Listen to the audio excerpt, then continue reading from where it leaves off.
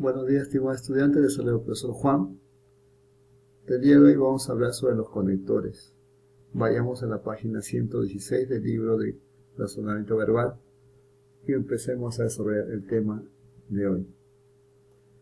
Para hablar de conectores nos referimos a los enlaces. Estos enlaces a su vez son nexos gramaticales que unen a una oración con otras oraciones.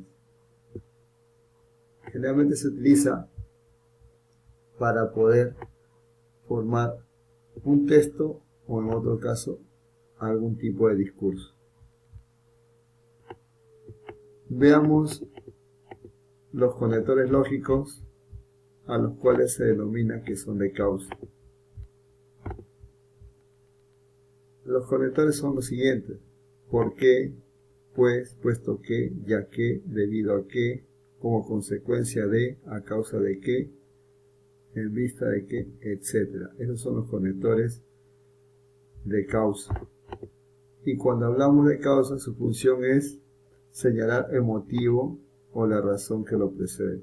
Por ejemplo, llegué tarde porque no me levanté lo suficientemente temprano. Está dando una razón, está dando una causa. Lo que respecta a la consecuencia, estos son los conectores de consecuencia. Luego, ¿qué quiere decir entonces? Así que, de ahí que, de manera que, entonces, en conclusión, por esto, por esta razón, por lo tanto, de modo que, de suerte que, en consecuencia, por consiguiente, ergo, etc.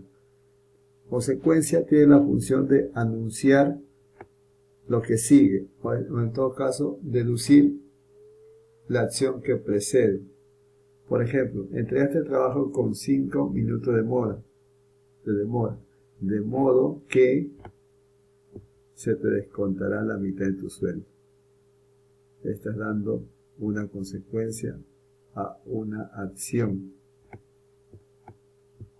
Si hablamos de contraste u oposición, contraste quiere decir lo opuesto. Para ello tenemos los siguientes conectores: más cintible. Más cintible significa pero, si no, por el contrario, sin embargo, no obstante, más bien, empero, antes bien, en cambio, etc. Este conector empero no es muy utilizado comúnmente en nuestro país, ¿no? Pero si vamos de repente a otro lugar de Latinoamérica o específicamente España, es muy común el uso de este tipo de conector. Y como le dije hace un momento, los conectores de contraste señalan oposición. Los borrachos siempre dicen la verdad, sin embargo, nadie les hace caso. Si hablamos de concesión, estos son los conectores: aunque, a pesar de que, aun cuando, si bien, etc. Si hablamos de concesión, quiere decir que no es una negación absoluta, sino parcial. Aunque el gobierno actual ha prometido subir los sueldos, es probable que no sea capaz de hacerlo. O sea, no ni niega totalmente, solamente lo que hace es una negación parcial. Si hablamos de adición, estos son los conectores: más aún, además, asimismo, inclusive, aparte de ello, también, no solo, sino también, etc.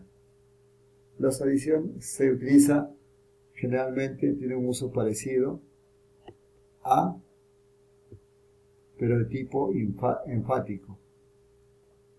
No solo es una persona incapaz, sino que también es irresponsable.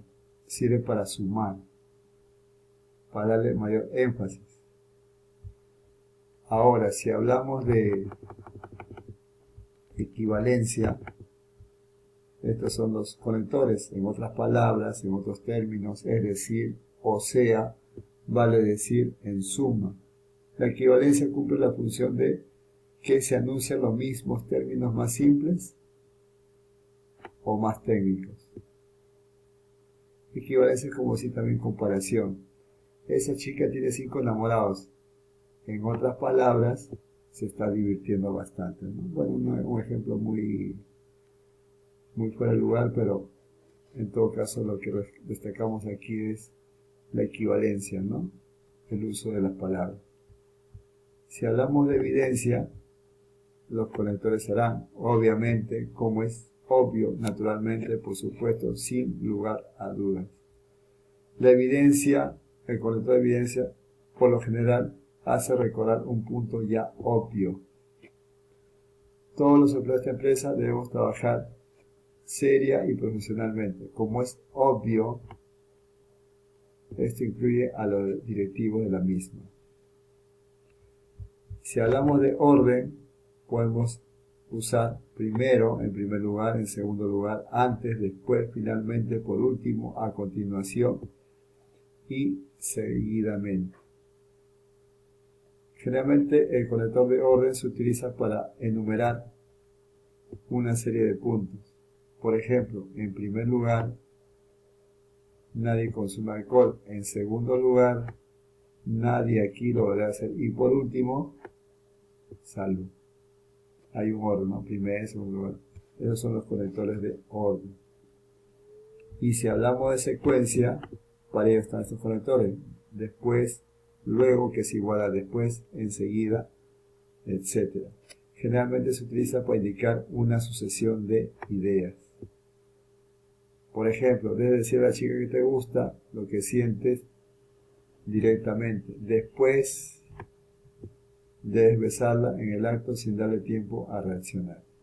Está dando una sucesión de ideas. Esto es lo que corresponde a los conectores. Ahora veamos los usos de signos con conectores.